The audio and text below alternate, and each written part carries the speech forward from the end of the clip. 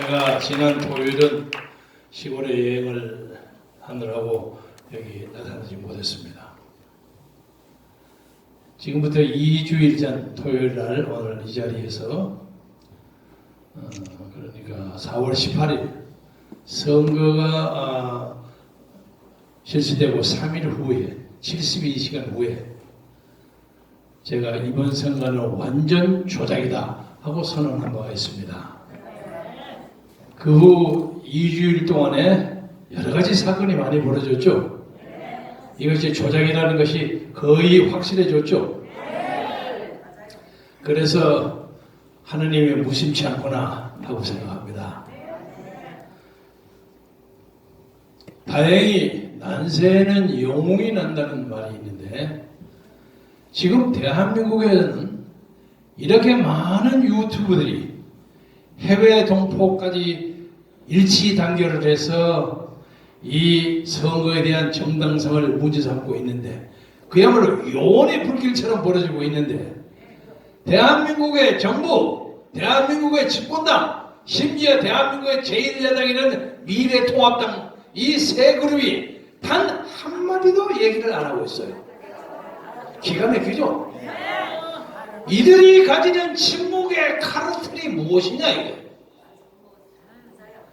이 정부는 이 선거에 얻은 강제된 결과를 가지고 사회주의 헌법을 만들어서 북한이 우리식 사회주의 하는 것처럼 문재인식 사회주의를 이 땅에 만드는 작업을 시작하는 절호의 찬스라고 생각하고 있고 집권당은 거기에 발맞춰서 박수치고 있고 그리고 위성정당을 자처한 미래통합당은 이 복잡한 와중에서도 간신히 자기들이 금배지를 보호했으니까 그냥 가지고 4년을 어물어물하게 지내겠다 하는 생각을 가지고 있다고 보는데 여러분 제 의견에 동의하십니까?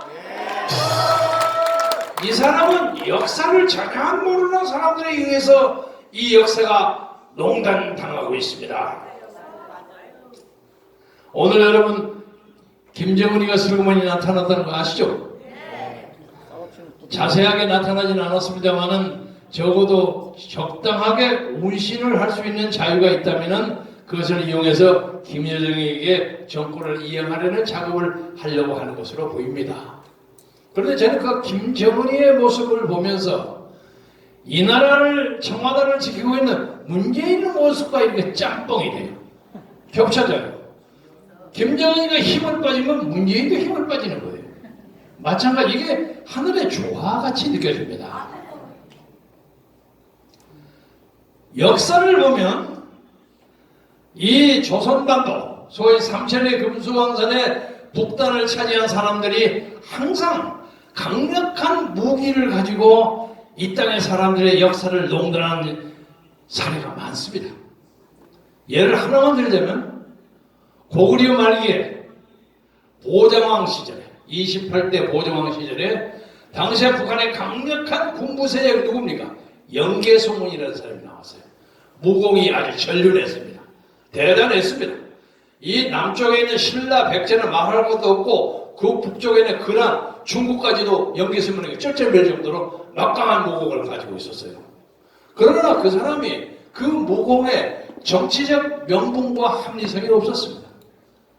그래서 무공을 뽐내고 주의 사면을 위협하고 지내면서도 막판에 그 아들 세 사람 아시죠?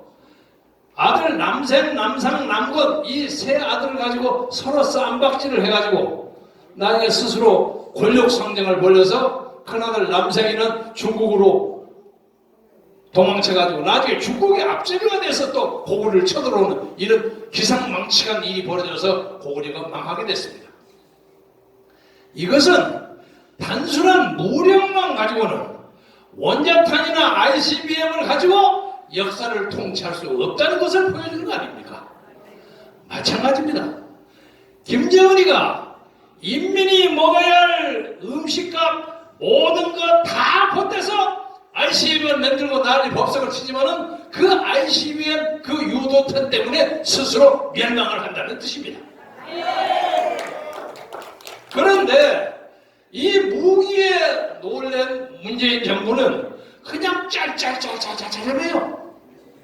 세상에 대한민국 국민들의 체면이 있지. 삶은 소대가리가 웃는다 하는 그런 말도 안 되는 한글이 만들어낼 수 있는 가장 저열한 악담을 듣고도 아무 소리 안 해요. 못 들은 척해. 북한의 비난에 대해서는 아무 소리를 안 하고 남한에서만 큰 소리 꽝꽝 치고. 이제는 요새 보니까 어제 이인영이가 나와가지고 사회주의 헌법 제 하나로 헌법 개정을 하겠다고 하고, 어제 노동 근로자의 달을 맞이해서 문재인은 이제 노동자가 이 사회의 주류가 된다고 선언했습니다. 이건 엄청난 선언입니다. 이런 판국에 미래통합당은 우리의 그렇게 뜨거운 지지를 받아가지고도 표를 다 잊어버리고, 그리고 앉아서 그 말도 안 되는 정치꾼 김아무개를 붙여가지고 비상대책위원회를 하느니 마느니 이 하고 싸움을 하고 있어요. 누가 비상대책위원이 되든 누가 정당 대표가 되든 그거야 우리가 상관할 거 없지만은, 적어도 그 많은 당선자 중에서 단 한 사람도 내놓고 이 선거 부정에 대해서 지적한 사람이 없고, 원내대표 출마를 하겠다는 사람도 내가 원내대표 되면 이 부정선거를 가지고 끝까지 물고 늘어지겠다 하고 선언한 사람이 한 사람도 없어요. 이 역사가 이렇게 폐악의 정권에 들어섰습니다. 그러나 그럼에도 불구하고 많은 사람들이 지난 2주일 동안에 많은 사람들이 올라왔어요. 바실리아 조슈아도 나왔고 로이킴도 나왔고 미 미시간 대학의 미네바 교수도 나왔고, 이 선거가 엉터리라는 것이 만천하에 공개됐습니다. 그런데 공개만 될지언정 아무도 움직이지 않으면 무슨 소용이 있겠습니까? 다행스럽게 우리에게는 강용석 변호사라는 사람이 나타났고, 이봉규 박사라는 빨간 모자 쓰는 사람이죠. 이봉규 박사라는 사람이 나오고, 그리고 공학 박사인 공병호 박사가 나왔어요. 이 세 사람이 이제 이 나라 역사를 주도할 것입니다. 거기에 한 사람을 더 붙이면 저 대감철장에서 딱 버티고 있는 윤석열이가 앞으로 한국 역사를 어떻게 볼 것인가. 아마 이 네 사람이 새로운 시대의 주역이 될 겁니다. 강용석은 강력한 용기를 가진 사람이고, 이봉규의 봉용, 봉추 옛날에 해가지고 삼국지의 그 지혜로운 제갈량 이런 사람을 봉용, 봉추를 하지 않았습니까? 그리고 공병호는 육군 공병처럼 용감하고 정확하게 그 특징을 다 해요. 적어도 이 조슈아 문서, 로이킴의 문서 이런 걸 가지고 분석하는 데는 공병호 박사가 제일 앞섭니다. 그리고 그것을 정치적으로 공격하는 데는 이봉규 정치학 박사 앞서요. 문재인 들으시오, 윤석열 들으시오, 다 인물을 부여해요. 강용석은 그 변호사의 특징을 가지고 모든 사람에게 그냥 선거 부정을 고발해라고 나를 쳐요.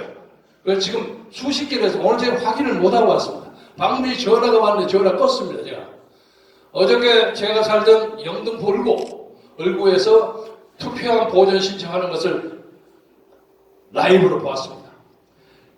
대한민국에 이만한 변호사 한 10명만 쓰면 대한민국이 문제없이 될 거예요. 그런데 문제는 이제 대한민국 법원이 문재인에 의해서 완전히 장악되어 있습니다. 투표함을 가져가는 것뿐만 아니라 서버도 가져와야 합니다. 근데 서버를 안 줘요. 그래서 다만 이 문제에 대해서 제가 결론 삼아 여러분하고 같이 합의하고자 하는 것은, 이것이 보통 부정선거가 아니기 때문에 한두 개 당선이 당락이 바뀌는 정도로 문제가 해결되지 않습니다. 이것은 기본적으로 상부에서 더불어민주당의 민주연구원의 양정철과 이근영이가 만든 빅데이터 시스템에 의해서 조작된 선거이기 때문에 이 선거는 전혀 다시 해야 합니다. 이것을 아셔야 합니다. 옛날에는 선거를 해가지고 투표가 좀 잘못되고 하면 그 당락만 바꿨어요. 그러나 그렇게 해서는 안 됩니다. 적어도 두세 개 사이에 이 선거 개표 문제에 대해서는 그 진실이 폭로되면 우리는 문재인 정권 자체를 드러내야 합니다. 따라서 이번에 정몽 목사가 광화문의 세력을 정치적으로 결신시키는 것을 막기 위해서 광화문 집회를 막고 또 코로나까지 덮치고 해서 우리의 정당한 권리를 주장할 수 있는 절호의 찬스를 놓쳤지만은, 그러나 하나님은 우리에게 이 조작된 음모를 파헤치는 의인 몇 사람을 동원함으로써 우리에게 역사적 진실이 무엇인가를 보여줌으로써 이제 우리가 남은 것은 이 불의를 용서하지 아니하고 이 정권을 드러내고 새로운 자유민주주의 공화국을 세워야 한다는 사명을 우리에게 준 거라고 저는 생각합니다. 따라서 7분 넘었어요?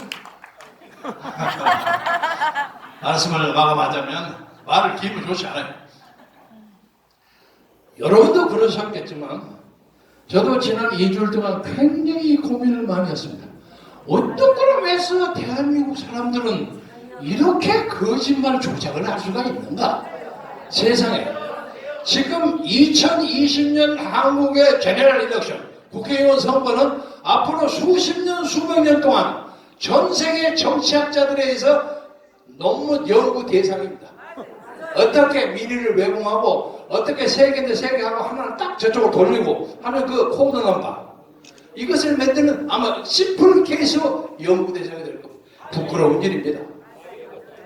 또 하나, 저처럼 좀 나이가 들어간 사람들은 선거 조작이니 뭐니 해도 잘 몰라요. 왜냐면 이 양반들은 아날로그 시대, 여러분 아날로그 시대 아시죠? 똑딱똑딱하고 공병호 타이프라이터 치던 그런 시절, 그거 돌리는 거 잘 몰라요. 저는 다만 외국에서 오래 쫓겨가서 살다 보니까 컴퓨터 만드는 걸 좀 압니다. 그 솔직히 말해서 간단한 조작은 저도 할 줄 알아요. 저도 압니다. 그래서 적어도 컴퓨터와 IT에 관한 저는 한 40대 후반 50대쯤 됩니다. 압니다. 그런데 제 또래에 평소에 다 동주로 삼았던 사람들이 이거 말도 안 되는 소리라고 자꾸 이러니 역사자고 싸움할 수도 없고 아주 갈등이 많은데, 그 중에 아주 젊은 사람이 멋모르고 떠드는 사람도 있지만 그거 빼버리고요. 오늘 계기로 해서 제 가까운 수십 년의 동지들이 IT 문제에 대해서 평소에 관심을 가지지 않았다는 것을 조용하게 반성하면서 전혀 말도 되지 않았다 하는 얘기를 계속함으로써 우리 우파 국민들에게, 자유민주주의를 사랑하는 우리 우파 국민들의 그 사랑과 기대를 더 이상 저버리지 않기를 진심으로 바람하지 않습니다. 여러분 대충 누가 하신지 아시겠죠? 그리고 더 욕하지 마세요. 욕하지 말고 조금 있으면 이래 보니까 이러고 넘어가더라고. 슬그머니 넘어갈 때 너 옛날 이렇게 얘기하지 않았냐? 이렇게 얘기하지 마시고 다 같이 가야만 됩니다. 그래서 이 자유민주주의 사람들은요, 결론서만 말씀드리자면 자유민주주의라는 게 굉장히 좋은 보화인데 이 보화를 가지는 데 희생이 너무 적었어요. 예를 들면 영국을 예를 들자면 강력한 국왕에 있어서 무슨 민주주의가 무슨 개 나발이냐 아우성 찾던 사람들에게 시민들이 강력하게 나타나가지고 1215년에 마그나 카타를 만들었어요. 그리고 그것이 쭉 와서 1689년에 명예혁명, 그리고 1789년에 불란서 혁명, 1776년에 미국 혁명, 이리까지 수많은 세대 동안 희생당하고 피 흘리고 그리고 이름 없이 죽어가고 자유를 위해서 목숨을 바치는 수많은 사람들의 수세기에 걸친 투쟁이 있었기 때문에 오늘의 미국의 민주주의가 있는 겁니다. 그런데 우리는 거저 먹었어요. 물론 6.25라는 민족적 재난이 있었습니다만 말할 수 없이 큰 재난이지만 그 사람들이 수세기 동안 했던 그 재난에 비해서는 아주 더없이 적습니다. 그래서 우리는 이번 이 계기가 우리 역사를 근본적으로 바꿀 수 있는 혁명적 계기라고 생각해서 침착하게, 냉철하게, 흥분하지 말고 흔들리지 않고 이 부정을 파헤침으로써 우리 새끼들, 우리 자손들이 편하게 살 수 있는 자유민주주의 국가를 위해서 우리가 당대해야 할 임무를 충실하게 함으로써 나중에 내가 니들에게 그 재산을 물어주진 않았지만 이 나라의 부정선거, 조작선거가 천천히로 벌어질 때 나도 거리에 나가서 외쳤고 그리고 이 나라 민주주의를 지켰다 하는 게 얼마나 큰 아름다운 유산입니까? 그런 것을 위해서 하느님과 같이 기도하고 정광훈 목사의 지도 아래 새로운 시대를 들어가는데 마음과 뜻과 정성을 다하시기를 다짐하면서 여러분에게 인사 말씀을 드리겠습니다.